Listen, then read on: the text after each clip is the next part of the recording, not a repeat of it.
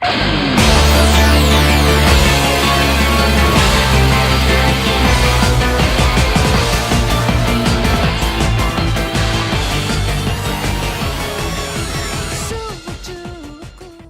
back, ladies and gentlemen, to the Nerd K Podcast. I'm your host, That One Scott Kid, also real name is Werewolf, with my good friend, the Nerdy Knight, formerly known as I Suck at Games. Keep it on. And joined together with our really mutual, really good friend, Jose, goes by the handle of Army Chicken. Jose, please explain who you are to our audience, how little it may be. All right, second time's a charm. But anyways, I go on the internet as Army Chicken. I've got my own YouTube channel. Also, same thing. Follow me on Twitter. Basically, I play a lot of like the most recent games. The 99%, as Raul has mentioned before. So I've been playing Overwatch. Been playing Rainbow Six Siege and Hearthstone. So yeah, so that's who I am, and I listen to the Co-optional podcast every now and then, and just on general keep up with video game stuff. So yeah, that's who I am. Yeah, so we all like video games. We also like raging at them. We love caressing them for all you weird people out there. And we also like watching other people rage at them. I don't actually. I don't see the real appeal of it, but if a friend of mine is doing a live stream, I'm just going to watch it just for their benefit. I haven't seen a rage video myself in like ages, so... I haven't watched Rage Quit in a while. Do they still do that? I don't know if they do, but I'd probably watch it again if he does do that, but I don't know. Yeah. They still do stuff, but I don't think he posts stuff as often. I haven't really seen anything. Yet again, I don't really watch Rooster Teeth that much anymore. But let's actually get into what we were trying to talk about earlier. And the first thing we're going to talk about in this podcast is obvious, of course, Magic the Gathering, my favorite thing to spend money on. Magic. Oh, yay! Magic! You can at least, Marshall, you can at least try and actually look enthusiastic. I mean, let's go over our Magic backgrounds. I've played a little bit of Magic in college myself. I don't really play right now. I mean, but the last time I did play was a week ago with a few friends, and that was actually pretty fun. So, I don't know. Might play it again more. Raul, I don't know if you play it that much. Maybe like at certain shops. Well, if you watch the previous shows, you would know I'm an avid Commander player. I love me some Commander. And I see all the new cards coming out, and I'm like thinking, Commander decks! I don't know anyone that plays Standard anymore. Like, everyone just plays Commander now. I play Standard. I honestly do play Standard. I don't go to FMNs as much, but I do have a pretty solid green-white humans deck, which is not saying much since that is pretty much the thing that's dominating Standard right now. That isn't Bank Company. I love me Bank Company, but I'm not willing to drop like $1,000 on a Standard deck. Ain't gonna happen. Magic ain't gonna happen. I don't care how profitable Jace's Vince Prodigy is. It's a great card and all, but no, I'm not dropping like the $80 it's worth. But no, not gonna happen. Mm-hmm. I can get 2 Goblin Guys for that price. I mean, that's part of the reason I like stopped playing for a while, because Magic is expensive. So it's an expensive hobby. Standard is, if you jump to Modern, it's not that expensive in the long game. But moving on beside our combinations of talking about Magic or playing Magic, let's actually go into the actual new cards. And as you know all pretty well, that Eldritch Moon is going to be pre-releasing in a few weeks, and everybody's wanted it. Everyone's been crying out for it, but it's not exactly what everybody wanted, but it's still a really great card, especially if you're running tribal zombies, and that card is Liliana, the Last Hope. New Planeswalker, obviously we're going to get Liliana, and if you saw the trailers, you saw her going up one-on-one with Emmercool. It was great, flavorful. I'm loving it, and let's actually take a good look into actually what she does and Wait, why is you. that the video that you showed me?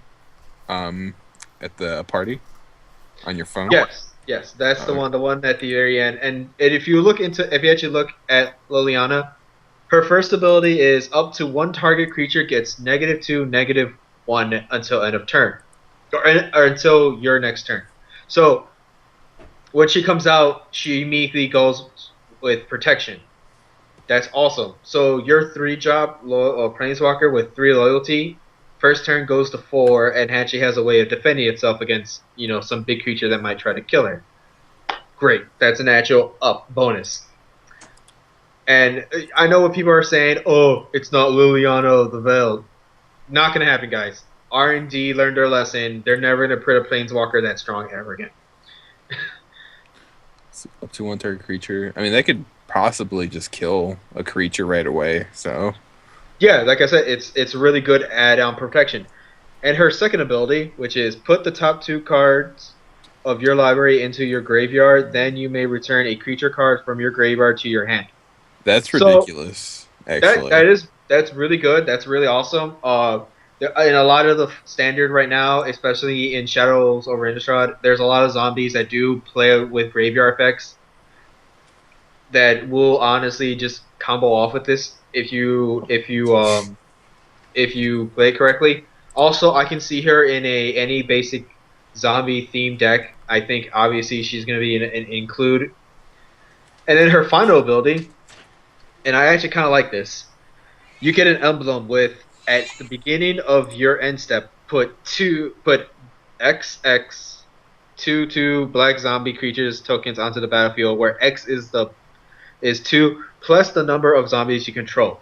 Obviously, the first thing I thought about this was I want this for a Sidisi deck I want to make. Because Sidisi, if you don't remember her from the Dragons of Tarkir block, um, specifically in the Khans of Tarkir, she was the Khan who, anytime she attacked or came onto the battlefield, you I think it was you mill the top 2 cards or 3 cards of your library, and if for every creature that enters to the into the graveyard, you get a 2/2 zombie. Or it's like anytime like you mill and a creature gets into the graveyard, 2/2 zombie. So I'm thinking, well, this with CDC, you're gonna get shit tons of zombies. Maybe zombies for days, grave titans. I'm like, eh. And this is someone who hates black, and I'm really getting really seduced. Really getting really like, yes, like I'm starting to see the darkness, and I'm more of a green red gruel kind of guy. Once you But go I'm seeing black, you red. never go back. Fucking whore. What? Once you go black, you never go back. I mean, I played strictly like green for the longest time, so I don't know. Green is honestly my favorite color. It really is, and some green stuff is happening really good. Some really good green stuff is coming out here. But I want to mention this other card, Oath of Liliana. In Battle for Zendikar, specifically, I think it was in the second block for the new Zendikar was that you have the Oath cards, Oath of the Gatewatch. There you go. That's this block set, and Gideon, Chandra, Nisa, and who am I? And Jace, they all got their own oath cards, right? So now they finally have a black card. So you can actually have the Super Friends deck at black now, and it's with Oath of Liliana. And Oath of Liliana is 2 colorless and a black. And what she does is what the legendary enchantment does. When Oath of Liliana enters the battlefield, each opponent sacrifices a creature. Immediately, Fleshbound Marauder comes on the field. Everyone sacrifices a creature instantly. Yes, I really like that effect. Yeah, that's pretty good actually. Yay! And here's the second thing it does. At the beginning of each end step, if a planeswalker enters the battlefield under your control, this turn put a 2/2 black zombie creature token onto the battlefield. So Liliana is obviously, her flavor wise, she's necromancy. she's just constantly like raising the dead and blah blah blah. We all know this. I think it's a great add-in. I'm loving it. I really thinking about if I was gonna make a Super Friends deck, I'm probably might add in Oath of Liliana. But I wanna bring a little light into her little flavor text. It says, "I'll keep watch. Happy now." Clearly, she's finally decided to join the Gatewatch, which is a really cool thing, and I think it's awesome. But those are the two cards I thought were really cool, and there's some more other cards that are just coming out that I think look really, really intriguing and really good. Like another one I think might be really fun to do or to play with is Dark Salvation. Am I saying that right? I'm an idiot. Dark's. I'm not sure. No, yeah, Dark Salvation. Yeah, Dark Salvation. Target player puts X/2/2 zombie creature tokens onto the battlefield. Then up to one target creature gets -1/-1 until end of turn for each zombie that player controls.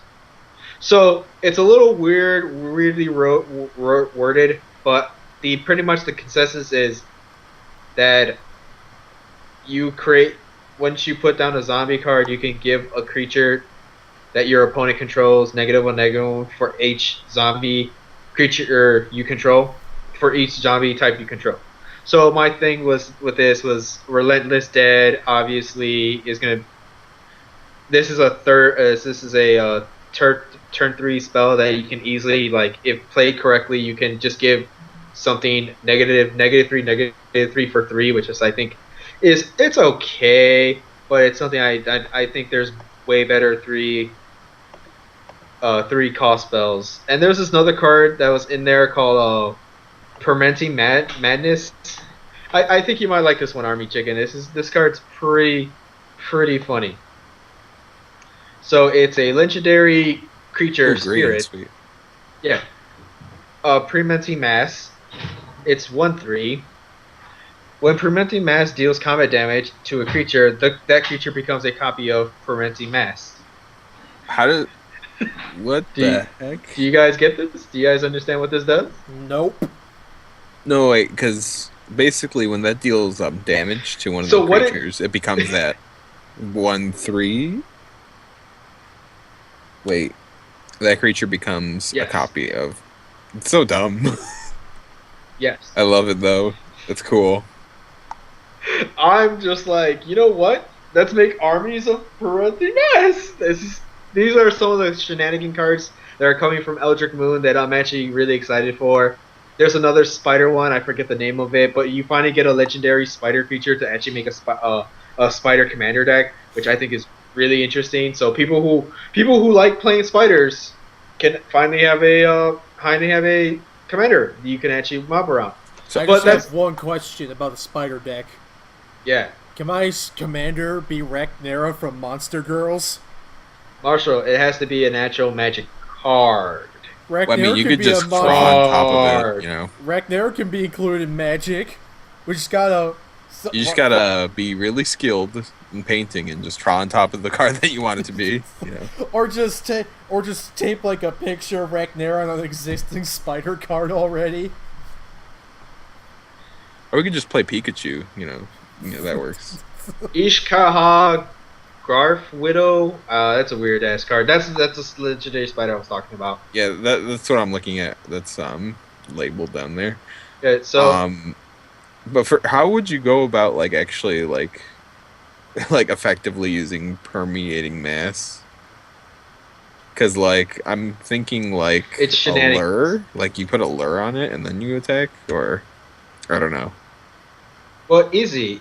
Pretty much you give it pump spells, and then you attack let's say you have a 7/7 beast creature, right, with trample, right?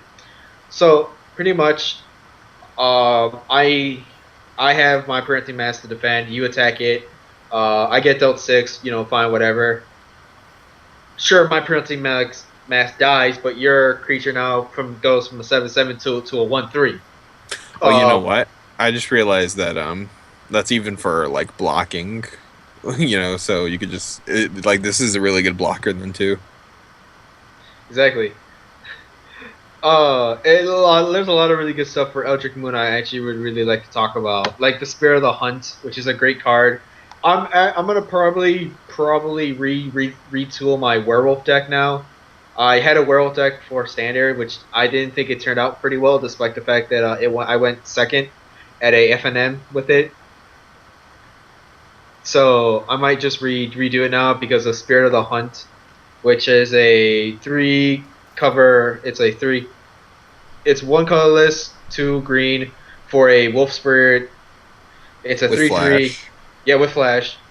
When the Spirit of the Hunt enters the battlefield, each other creature you control that is a wolf or a werewolf gets 0+3. Do you know how good this is?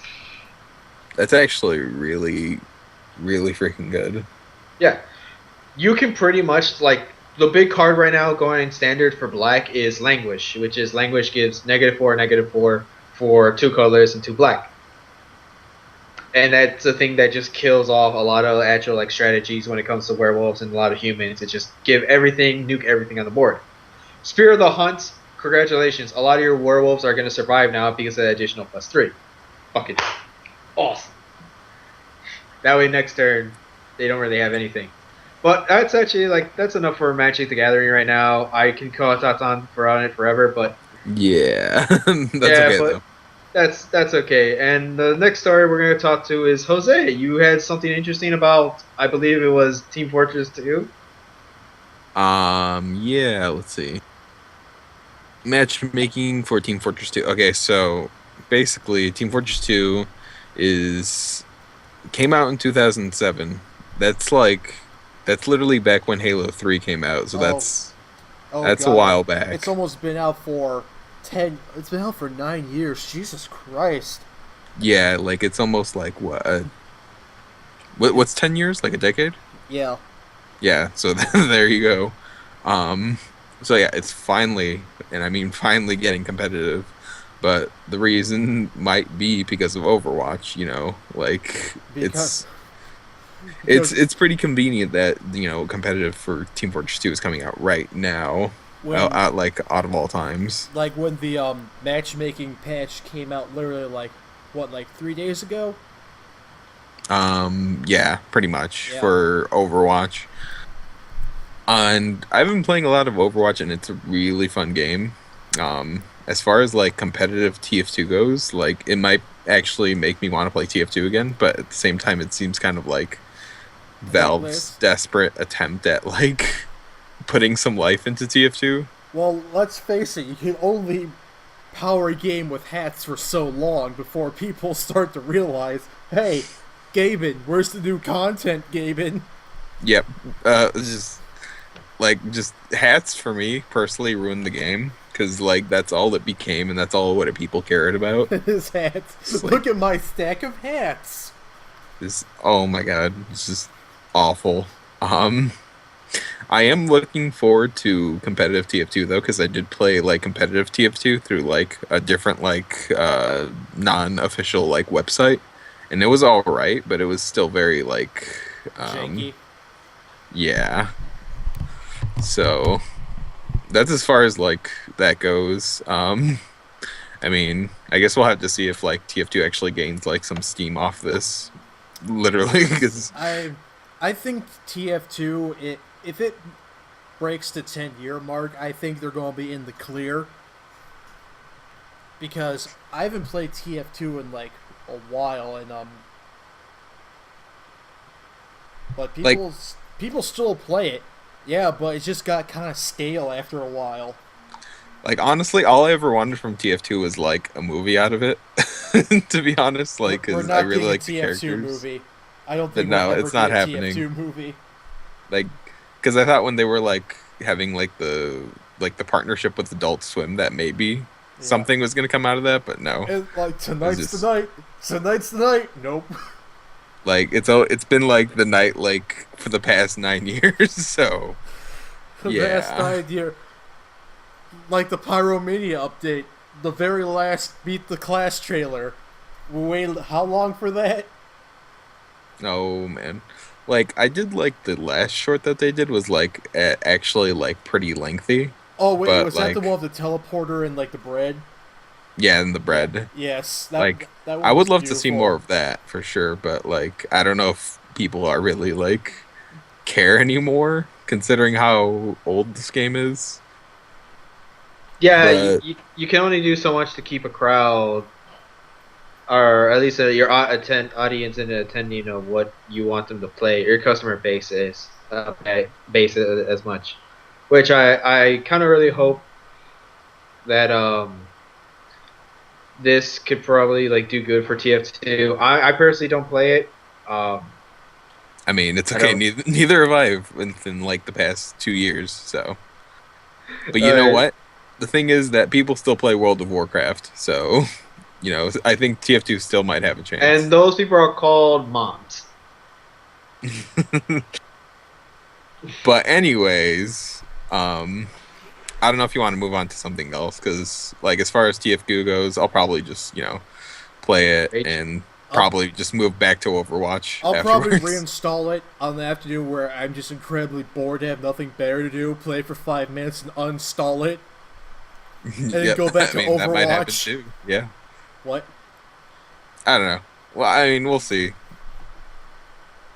But anyways, I don't know what the next topic is, but Oh well. Moving on to the next topic. For those of you who are fans of Kickstarters and who are also fans of such as myself into Vampire the Masquerade and other role playing games, Richard Thomas, the guy who's been pretty much doing the Kickstarters for Onyx Path Productions, has released a brand new. Well, not has released. This has been on here for a while. It's the deluxe V20 Beckett's Jihad Diary. You know, that Gen Gorel you meet in Vampire the Masquerade, who is, I thought was really fucking cool, especially when he talks to you about the antediluvians and how he's just like, oh, skeptical. So all if right. you like, what's up? So is this like essentially like Dungeons and Dragons, or like is this like what is this exactly? It is. It's a tabletop. Not Oh, all okay, okay. tabletop is Dungeons and Dragons, but like you've heard me talk about Isn't it? Thank you. World of Darkness before, and it's obviously my favorite. Specifically, Werewolf the Apocalypse Yeah. it's my favorite table pen and paper. I love it. It's a great system. I love it. If you haven't had a chance, play it. If you don't like it, that's cool and all. Let me guess. Would you play Werewolf most of the time? I mean, not Werewolf. Vampire. I would rather play Werewolf, but if you're given a chance between D&D, Vampire the Masquerade, or GURPS, I'm gonna pick Vampire. I'm not gonna touch Yeah. Dragons.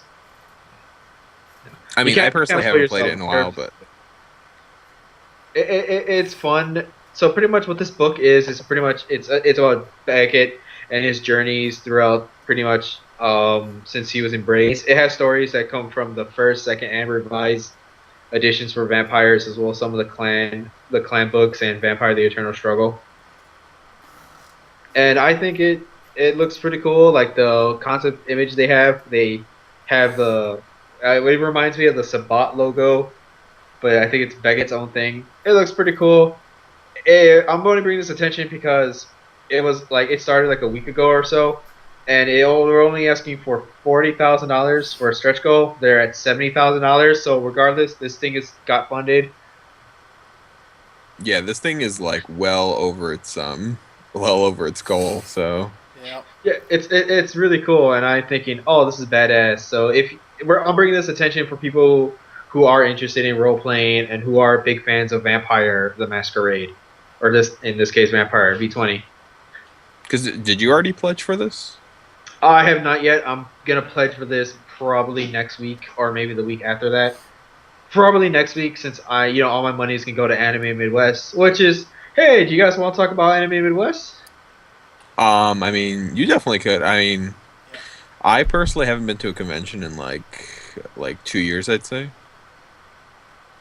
or You maybe know even that longer. But that's all I do. That's all I do. I go to conventions all the time. but you know what? I have been wanting to go to Anime Midwest It's at some point. it's Anime Central, but better. Not as much cancer running around. I was about to say, I heard it's It smaller. has its cancers like in the form of like different things, but Keyword, not as much cancer. well, you gotta take in consideration that ASIN has pretty much become a party con. Where everything gets fucking smashed. Like I like when I went to ASIN, like I personally like wouldn't really go to like raves and stuff because that's not my type of thing to go to. Panels are always good, you know.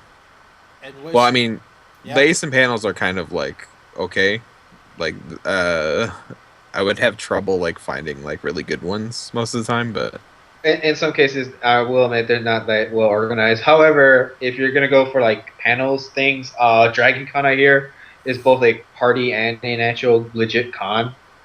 oh yeah, Dragon Con is like legit, and it's something I'd want to go to at some point. Oh yeah, I would love to road trip down there. To Georgia. Oh fuck yeah, why not?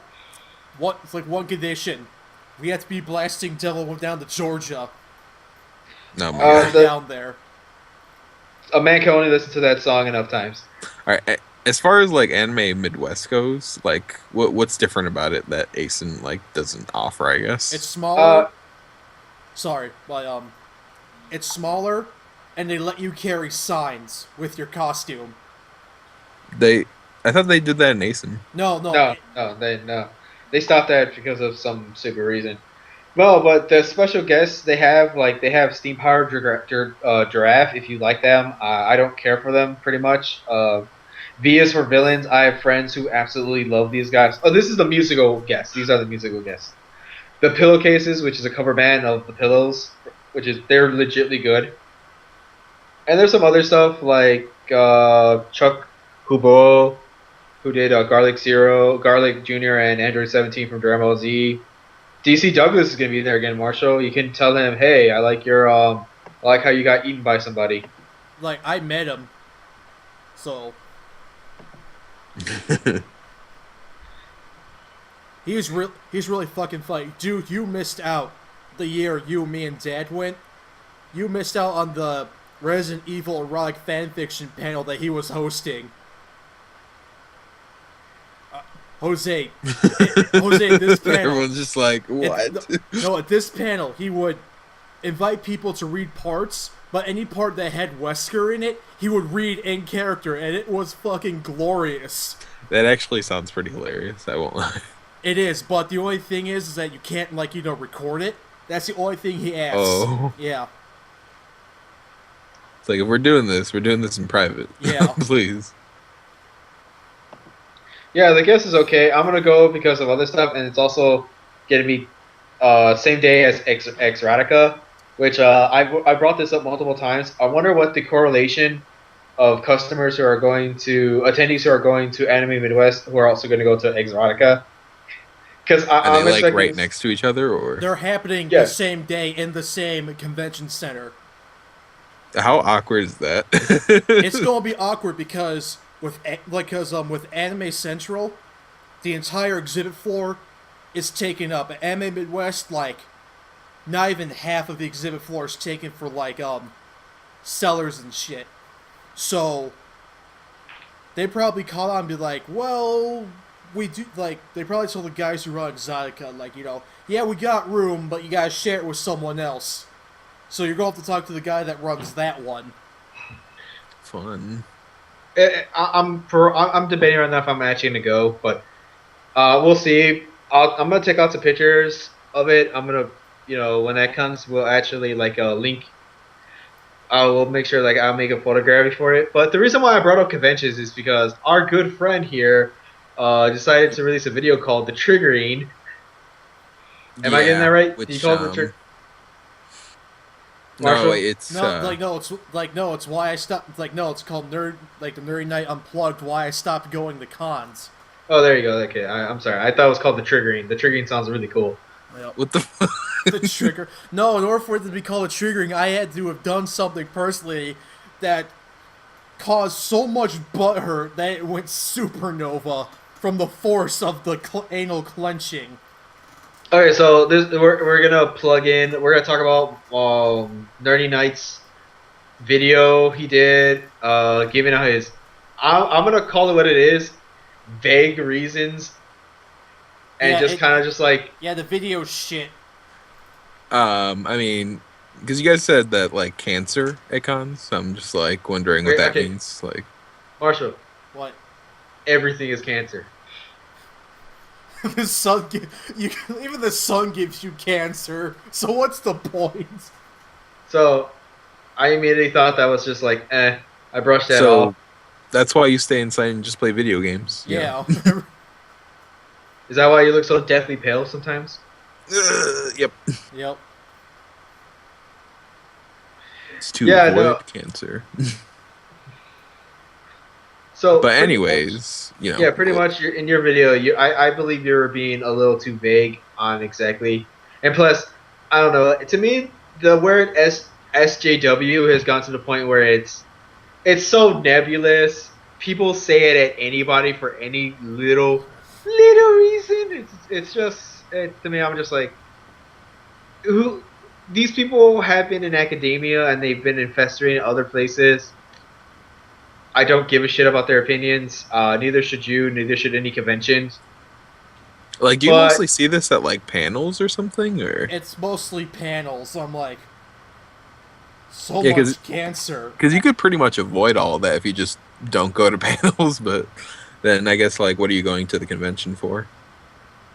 I don't know. I am actually friends with a group of people who go to conventions just to party. Like that is like their entire weekend is just going to cons and just partying it up. Woo woo, raise the Yeah, roof. because as a convention noob that's only been to like a convention like maybe twice, I would just walk around, go to like the artist panels or the Artist artist alleys. stores. Your Yeah, artist alley. artist alley. And that's what I would do. I would also go to like a few panels, but like I feel like I haven't really like fully like exactly know what to do at conventions. So like, what do you guys usually do at conventions? Or I mean, I know Marshall hasn't gone to a convention. I don't Well, know how since long, but I'm pretty much the closest thing to a con expert in this circle right now because I'm the one who goes to more cons. I make an active effort to go to conventions because I really like it. I like them a lot. They're fun for me. What I normally do is I go to cosplay meetups and I just take photos with who of cosplayers I think look cool. Like at C2E2, whenever I found a cool cosplayer, I specifically took pictures of their intricate detail of their armor or their sword because I know it's like, oh, I spent hours working on this beautifully craft sword from Warhammer 40K, right? And it's dead on. But everyone just wants to take a picture of me and the entire thing. They don't even want to bring out any actual look into the prop, which that's bullshit. Everything about what you're doing is awesome. That's actually focus on it. Well, I'm just realized I'm talking like an Italian. That's because you are Italian. That's because you are part Italian. I'm not part of. I don't even know where that comes from. Like you're part Italian. I thought you were talk with just your hands. Mexican, but I don't know. What's up? You talk with your hands, therefore you're Italian. I'm not Italian. Yes, you are. Stop denying it. Everyone talks with their hands. That makes us all Italian then. Mamma mia! Yeah. What the fuck? Pizza for $800. I actually have a friend who's more of a con goer than me. He dropped $800 on a pizza. $800 on a pizza? What the fuck was that pizza made out of? $800. Wait, was it $800 worth of pizza or? No, it was $800. I think it was the pizza. I don't know. That was like $800. That must be the best pizza in No, the he said goddamn universe. Okay. There's this one guy who pretty much started his own farm, right? And he used this to grow the freshest produce and to raise the best chickens, right? So what he did was that he grabbed like the best, healthiest chicken, and he right, and like in his farming that he was farming, he also went out to the ocean to actually collect sea salt to actually make sea salt, French fries, right? And he pretty much pulled out the best everything that he can for a best ingredient. I think he spent like roughly around $10,000 for a chicken Wow. sandwich. Okay, and this is what he said. It was okay. $10,000 for a chicken sandwich? I'll just go to Burger King. Like, I'm And okay. here's the thing, it was only okay. That's so stupid. Who's your friend that has this kind of money to fuck around like that? No. This is not the same guy. This is some guy on the internet. Oh. This one guy. I'm not gonna even name. Well, I don't know. Reckless. I'll we'll link we'll screenshot an actual thing that he posted because he's like a cool this guy. seems like something like the internet would lie about, but I don't know. This sounds like something you read up on B. But it was an $800 pizza, which I was like, I have a hard time justifying a $15 cheeseburger. That better be the best damn cheeseburger you've ever eaten. Marshall, there's cheeseburgers out there that are worth $60. $60 for a cheeseburger? And that, like, I'm just gonna make my own burgers, like, and just go on this magical journey to get all these best ingredients myself. That'll probably and be you'll much still cheaper. end up paying less. Yep. That man spent $10,000 to make chicken sandwiches. Oh no! Wait, this is. All right. So how did we What are we get to doing? like? This is making... why we're talking about chicken sandwiches. Yeah, I was going to say, how did we get to making like I think buying expensive pizza? I think we were talking about my video and how shitty it was. Well, Marshall, if you keep putting yourself down like that, I'm just gonna have to be like, give you the power of positivity. Jay, you watched it. It's shit. Well, it's just a rant video. You know, it's cool. Dude, Day rocks. It's like, no, Come on, but Marshall, don't you dare be sour. I like the editing for the beginning. like as I told you, like the best part of that video is like the first minute.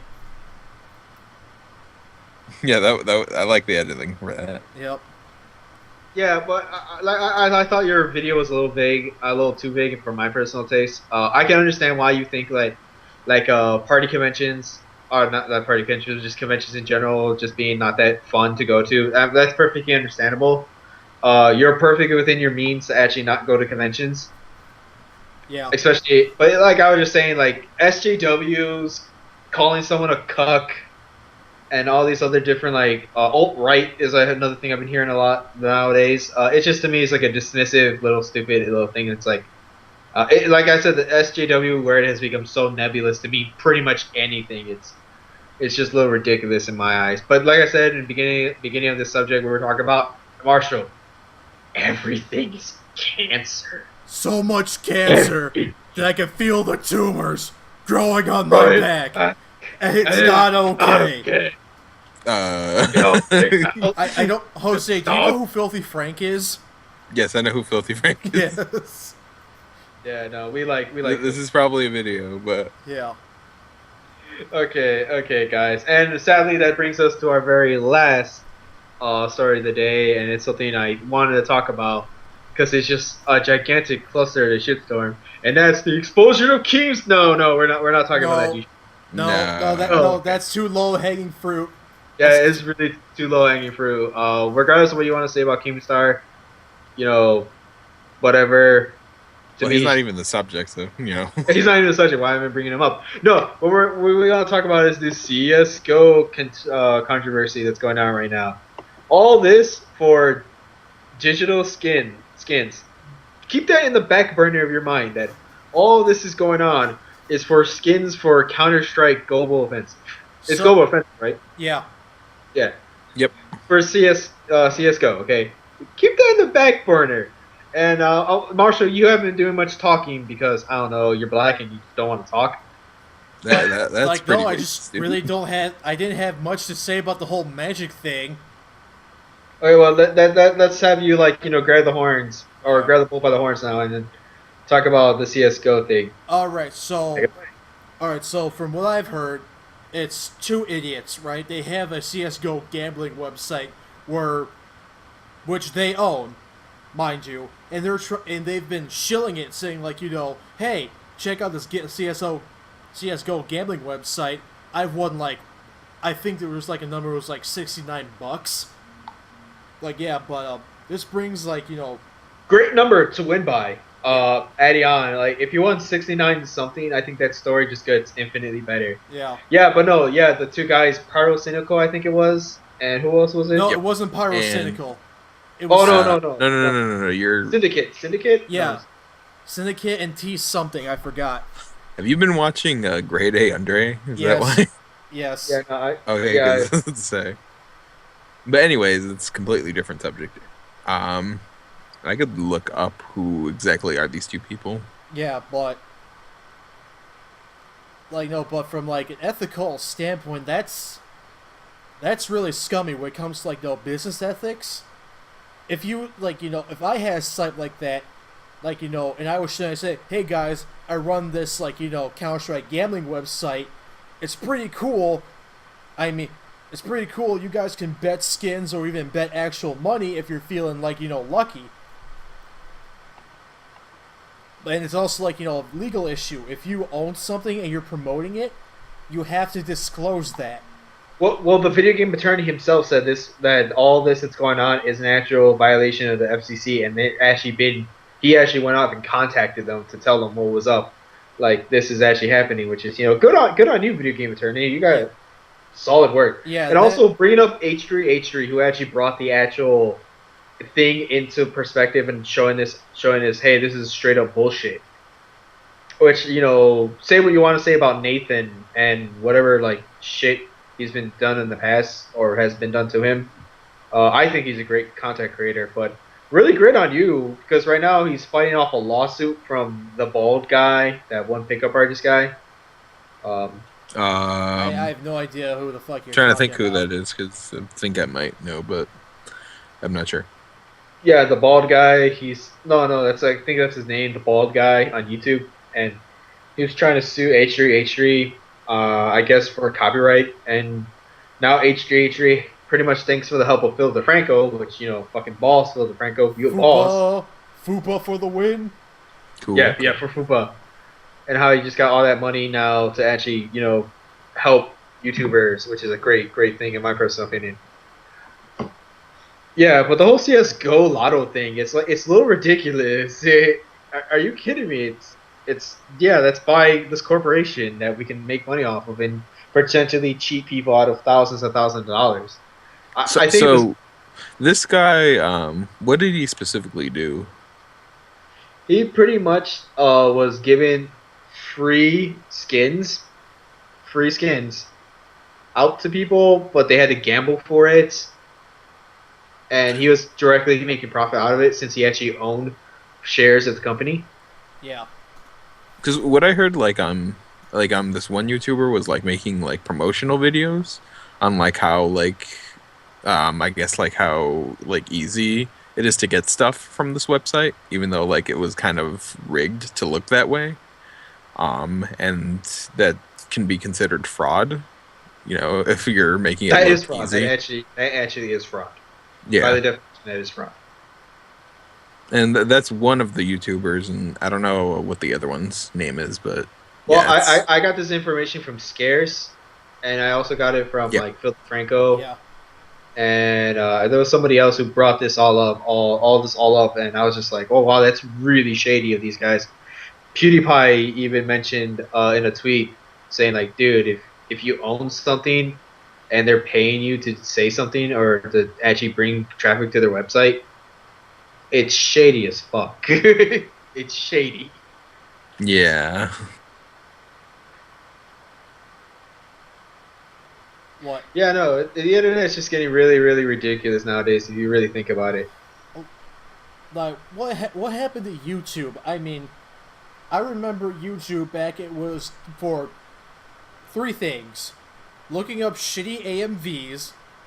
They still have those, by the way. What? They're still on YouTube. Okay. Watching bootleg episodes of anime broken up into 3 parts. Remember that shit? I do. And, I really do. Yeah, and videos of people getting hit in the nuts. And it was beautiful. Oh my gosh. I mean, I personally watched it for like Machinima back in the day. Is Machinima even still a thing? Yeah. Yes, but it's not really relevant, I guess. I don't know. It's not as big because Halo is no longer